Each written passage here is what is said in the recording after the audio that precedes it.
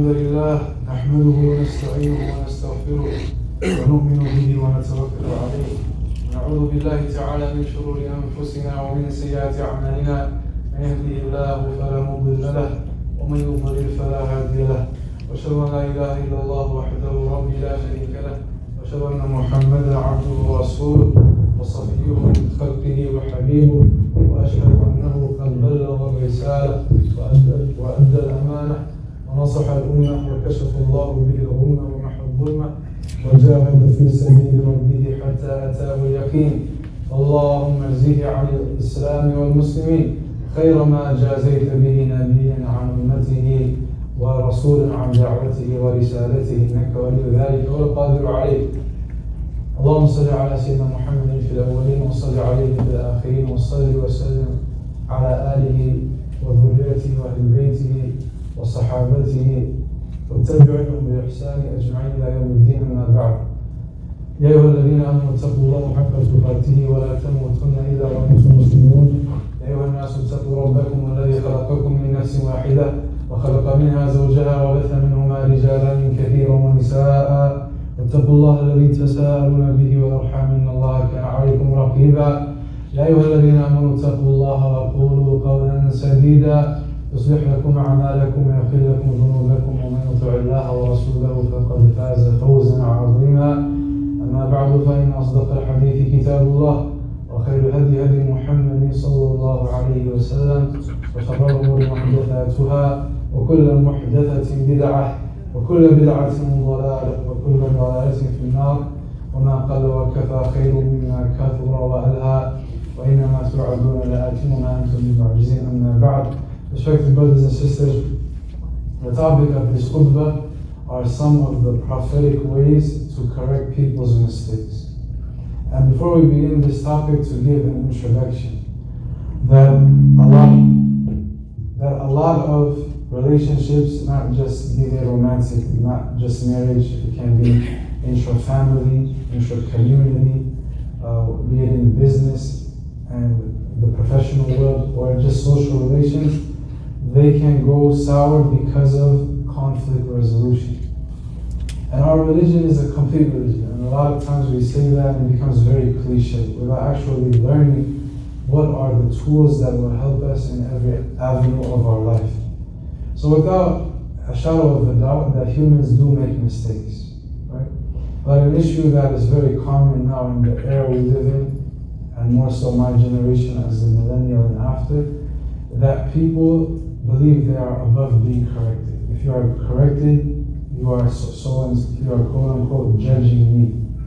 So we have to understand that one of the fundamental pillars of our religion is al-amru bil ma'ruf wa nahy anil munkar, to enjoin good and forbid evil.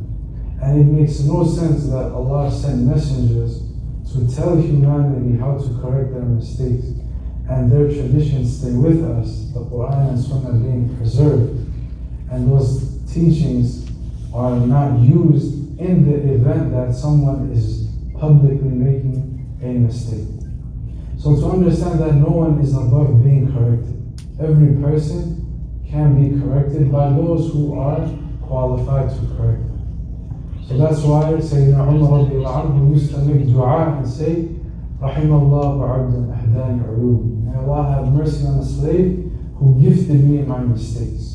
If a person is very sincere in self-rectification and tazkiyat al-nafs and tahdhib al-akhlaq and rectifying character, then they will always look at what can I do better, what is deficient in me. But if the person thinks that they are almost ma'asum, they're infallible, they can't make mistakes, then they themselves are actually more harm to themselves than benefit, rather than looking how they can take benefit from others. They in fact are harming themselves. So these notes are taken from a work by one of the contemporary scholars, Shaykh Muhammad Salih al-Munajjid. He has a work, At-Tasalib al-Nabawiyya fi Ta'amul ma'a Akhta' al-Nas. That has been translated in English. I've seen one copy by the International Islamic Publishing House, which is based in Iraq. They have very good translations. And it's translated in the title, The Prophet's Method in Correcting People's Mistakes. So the book is lengthy, but today's khutbah we'll just look at some of he talks about ground rules before actually correcting someone's mistake. And then he gives the bulk of the book, almost 50 or so examples with many hadith on actual tips on how to correct mistake. So he says as an introduction that teaching others is a great form of drawing nearness to Allah. And it is intensely beneficial, and the preachers and spiritual guides share of the prophetic inheritance.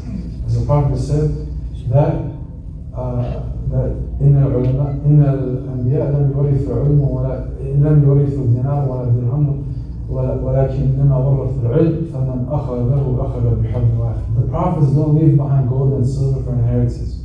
Their wealth is not inherited, but they leave behind knowledge, which is far more precious than wealth.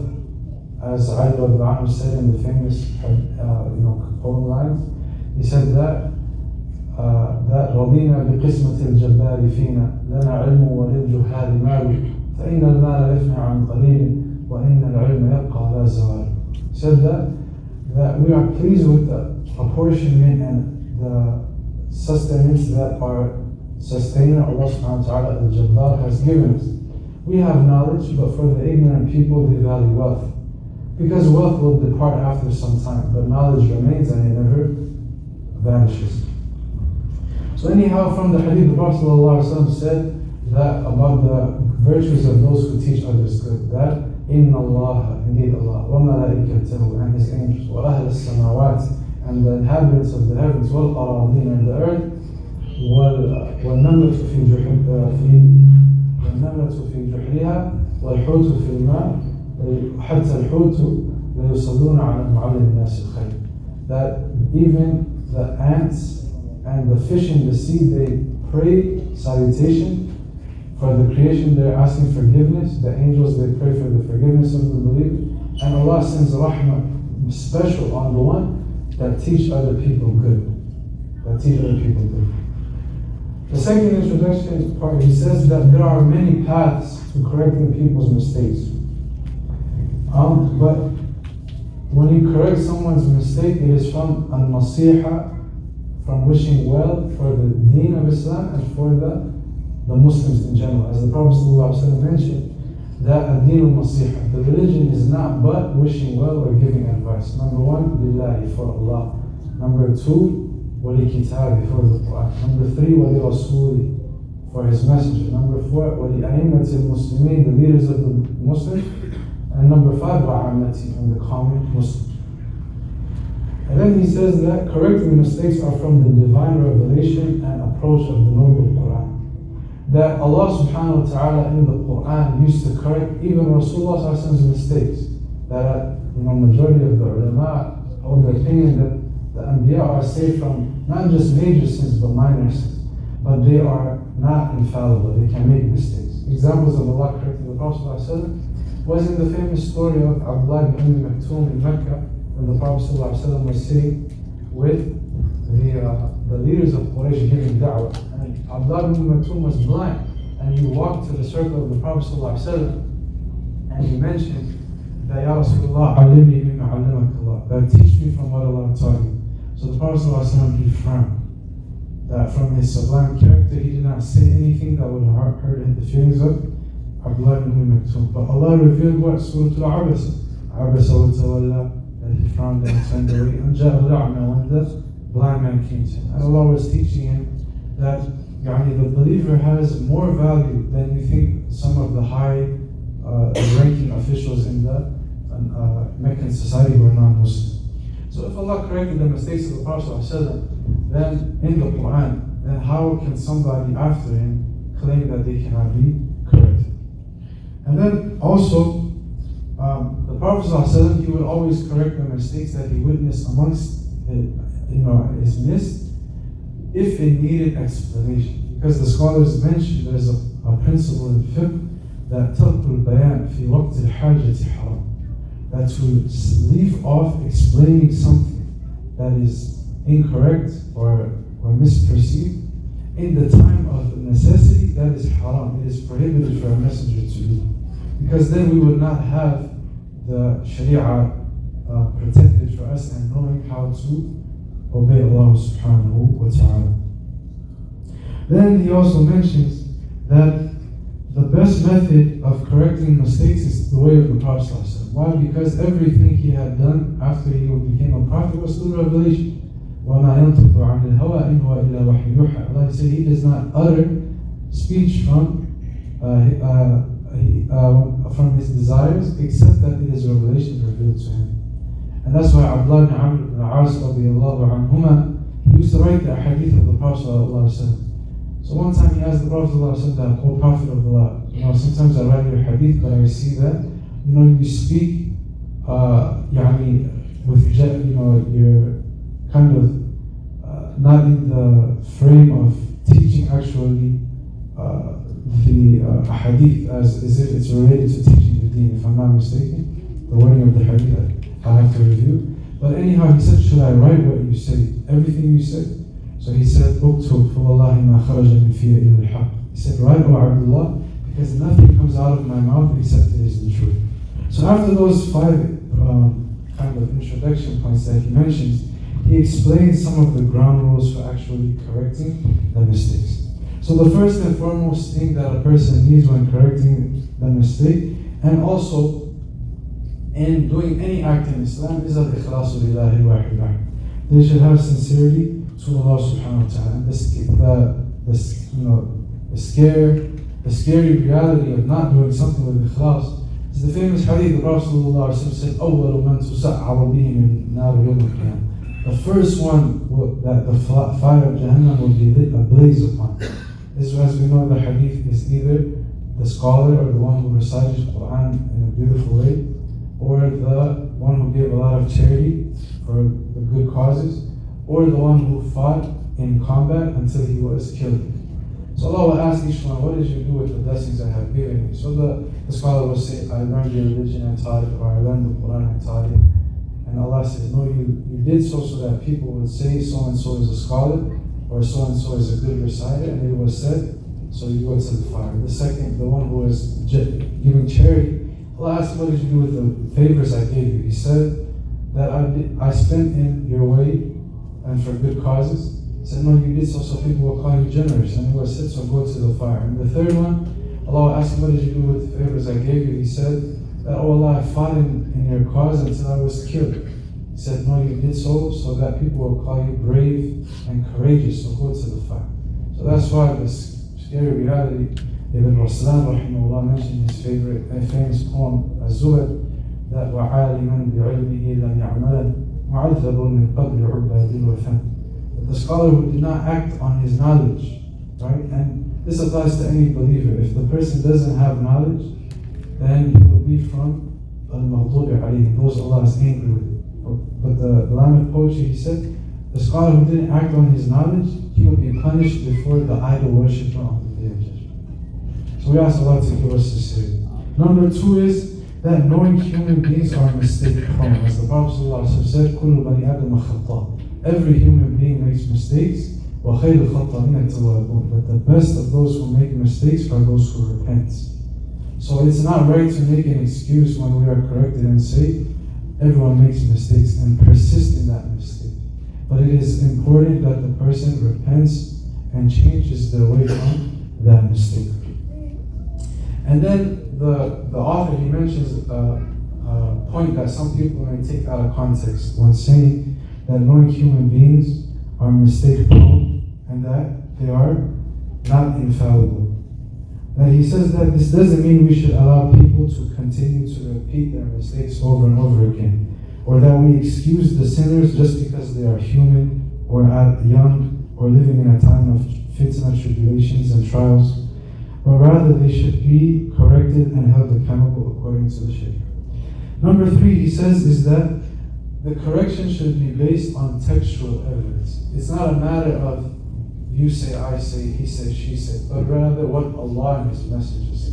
Allah, He said in the Quran, فَإِن تَنَازَعْتُمْ فِي شَيْءٍ فَرُدُّوهُ إِلَى اللَّهِ وَالرَّسُولِ إِن كُنتُمْ تُؤْمِنُونَ بِاللَّهِ وَالْيَوْمِ الْآخِرِ.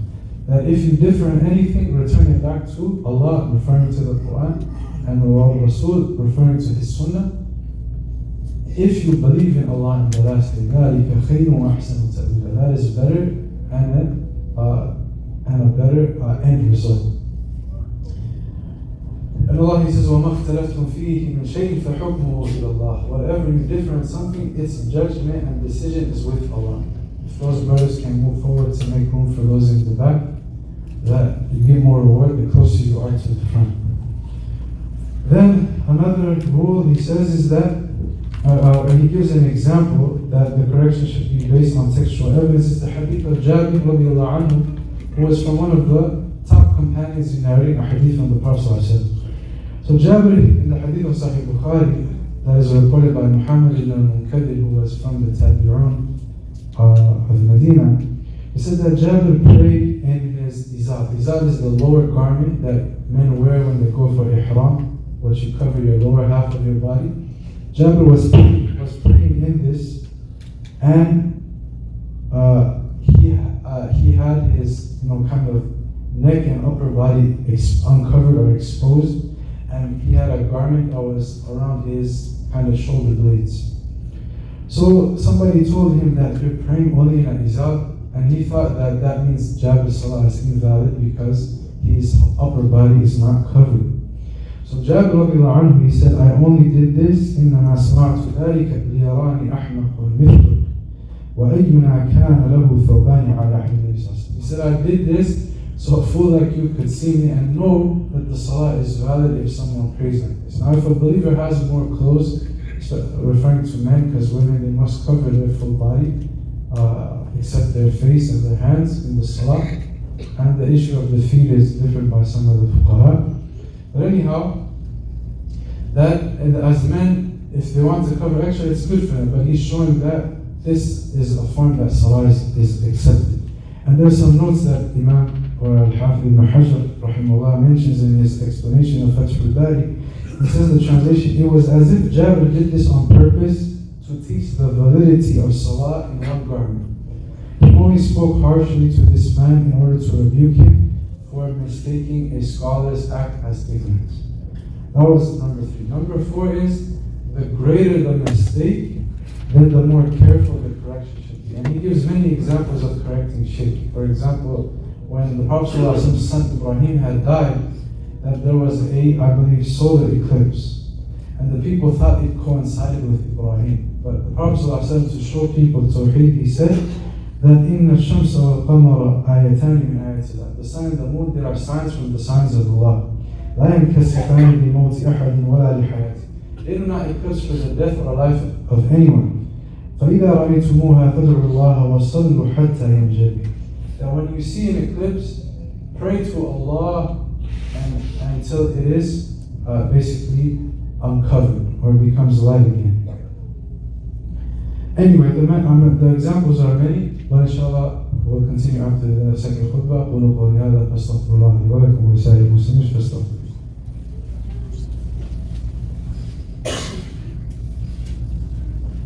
الحمد لله وحده والصلاة والسلام على من لا نبي بعده. He continues, he says that the 5th point of advice, consider the level of the one who is being corrected and also the one who is doing the correcting. So if the one who is doing the correcting and he has been given high rank and authority, they should use that to enjoin good and forbid evil, teach the creation, and they should feel a great sense of responsibility, because people would accept their advice much more than those who have lower rank. And the rectifier shouldn't put himself in a place higher than they already are, and they shouldn't or behave in a way they truly aren't, because they will lead to scaring people and driving them away from the religion of Allah subhanahu wa ta'ala.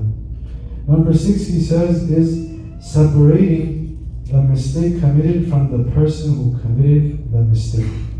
And this example he gives from an incident narrated in Muslim by Imam Ahmad, that it was, I believe, the companion Mughira ibn Shu'bah radiallahu anhu. He saw the Prophet ﷺ take a meal and he brought for him water to make wudu. Because in the previous part of our Sharia, that if you eat something that was cooked with fire, it would break your wudu. Aklu ma masatina. But it became mansukh, it became abrogated. So Mughira was unaware of this. He brought the wudu water, and the Prophet didn't make the wudu. So Mughira, confided to Umar. He said that I feel like I hurt the Prophet's feelings. And this was conveyed to the Prophet ﷺ. He said, I did not make the wudu to show the people that it is not wajib to make wudu after eating food. So he separated the ruling in fiqh from the action of Mughira. Number 7 is differentiating mistakes that are done from ignorance and those that are done intentionally. And there is one example of that in one of the saraya, the expeditions without the Prophet ﷺ. One of the companions got an open wound on his scalp, and in the night he had a wet drink. So he asked the people in his group with him that, look, I know the hukum is to take ghusl from janaba, but I'm afraid if the water touches my scalp, I may get sick or die. And they did not know, so they had told him that you have no other option between the ghusl. He made the ghusl and the water had permeated in his scalp and he died from that. So the news came to the Prophet ﷺ after they returned, and he said that قَتَلُوهُ قَتَلَهُمُ اللَّهُ. They killed that man, may Allah also kill them. That أَلَّا سَأَلُوا إِذَا لَمْ يَعْلَمُوا إِنَّمَا شُفَاءُ وَعِيدِ السُّؤَالِ. Why would they not ask if they didn't know? Indeed, the cure to ignorance is asking.